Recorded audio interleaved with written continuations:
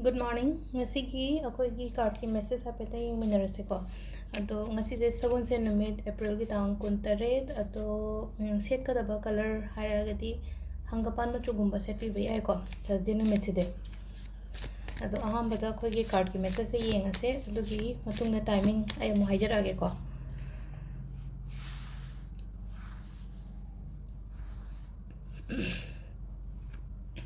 Stagi akoi nung tigi lokthoko dana card ani ahum katang lokthok charge ko. Ngasi ki energy hai tare ko.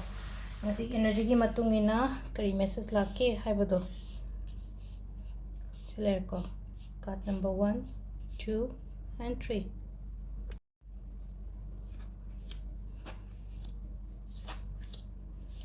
Ado aham bakhan ba hai tare ko. First ki khan ba se ngasi ki oina hai agadi katang hachang gumba nungai taba gumba adum basu lay sign se hai tare ko. Hachang nungai taba adagi wakan su song wakan nungai taba ko taba adumane katang low feel to ba hai tare ko ngasi se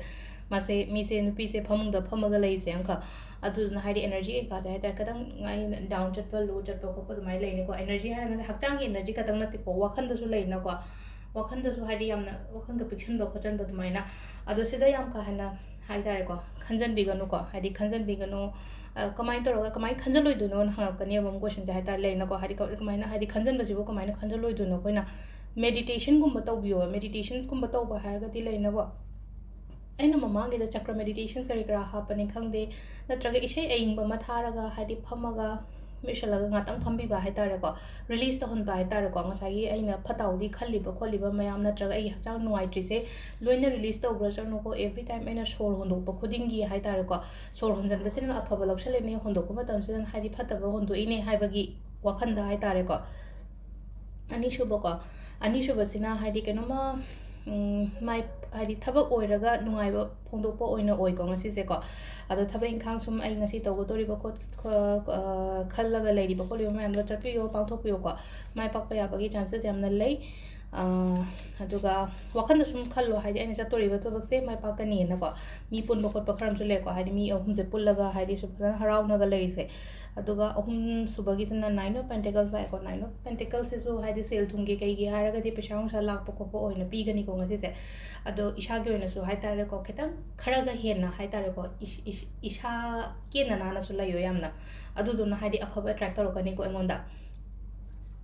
ke banan bahara gadi kai gino hai matam da ke raga di koi gi Venus strong oi raga di luxury life adagi good luck kari krashu ba mam se loina attract ro kani ba ado sida le re koi gi card ki message na jora ko ma ado kaino numit timing of se ko pung mari ga minute ni phuni thoi deina taru ka minute kun phawm le re adagi mapan ga minute kun thranga deina ani ga minute kun tare phawm le re ko adagi nun hin gi na pung mari ga minute mari ga minute mari dagi na nipan ga minute kun tare phawm le re aduga nungdang ahingi na 33 ga minute 33 deina 12 ga minute kun thra mari phawm le re adagi nongalam dagi na ama ga minute yang kai tare dagi na mari ga minute ni phuni thoi phaw si se na khoi gi nongalam dagi ko ado Thursday se tawba ya ba rituals ma'am hana tawbire na ko ado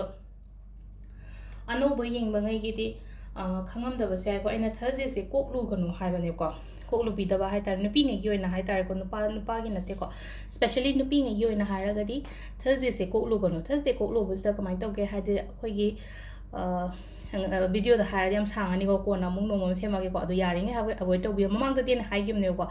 haji gaina adu explain taw le ga di minute manga tar minute tara mo kai mung sang do kra ne video se ko adu na hai di Thursday da khoi na avoid to ga kok tumba ma phi shu bi da ba adagi akhoi gi haina hai ba hadi lafu gumba kai gumba leiraga di char macha ma tharaga hadi ma duk kai ka kat pi base ko Thursday numit da tai matam da ngam draga so sagon se numit ga tang chimma taw pi ba ga yare ko ado sidal leire ngasi gi video se me thank you